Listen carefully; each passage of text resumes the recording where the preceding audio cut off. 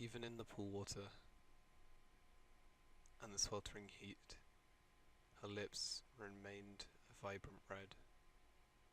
It was creepy to watch my neighbour swimming, but I didn't know how to talk to her.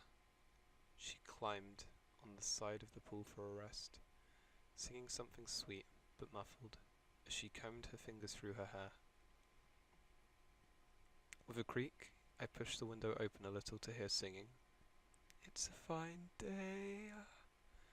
I couldn't quite make out all the words. Her eyes caught mine, and I leapt back from the window.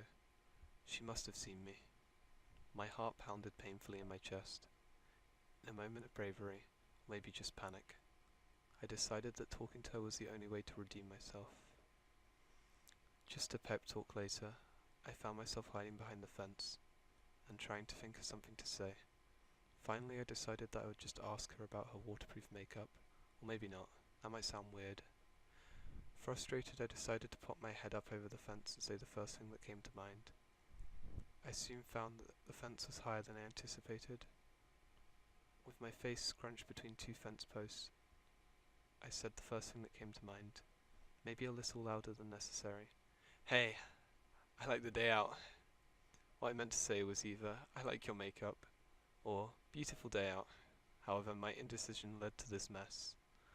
I was ready to run back inside and never come out again, but then she laughed. It sounded like music. I like the day out too, she said. I could feel the blood rush to my ears. She must have noticed I was blushing. Do you want to come and hang out in the pool? Not wanting to say something embarrassing, I nodded energetically, which probably was a lot worse. Then I dashed inside to get my swimsuit. When I walked around to her yard, she was nowhere to be found. Don't go in the pool, I'm getting drinks, she yelled from inside the house. I sat down on a lawn chair. The sun was fierce, and I realized I wasn't wearing sunscreen. 10 minutes passed, and I began to sweat profusely. Surely she wouldn't mind if I just dipped my toes in. I sat down at the side of the pool and carefully dipped one leg in. It was cold, more so than swimming pools genuinely are. Considering the weather, this was a welcome anomaly. Without thinking, I slid into the pool entirely. The water was extremely cold, and a shiver ran down my spine. It smelled strange too, like salt. I kicked my legs to stay afloat while I rubbed some warmth into my cold arms. Something touched my foot, something like seaweed. I tore my leg away, though it got entangled in the stuff. I gave it another, more violent tug, and finally tore it free. Flailing about in a panic, I pulled myself up into the tiled poolside. Shivered with both cold and fear, I pulled the strange tendrils off my leg. They were dark and stringy. With a jolt, I recognized what it was. Human hair. I looked into the pool. Nothing was there. With disgust, I peeled the slimy strands off my skin and tossed them into the grass. Then she returned with 2 glasses of lemonade. I told you not to go into the pool. Her voice had a beautiful sing-song quality even when she was mad. Her demeanor softened. She sat down the lemonade on the table.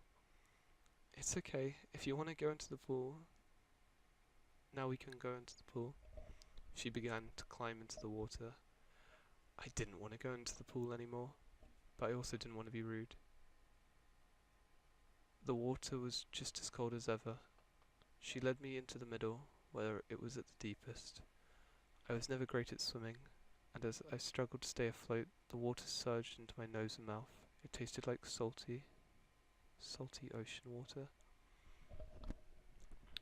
Let's try and swim down and touch the bottom, she suggested.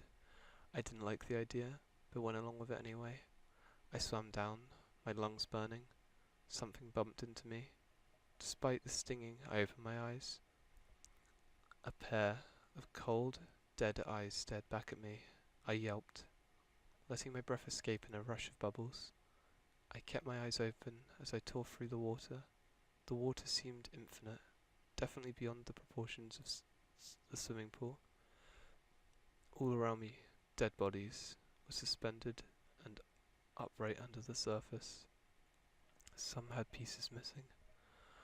as though something had been eating them. Something wrapped around my leg. It definitely wasn't her this time.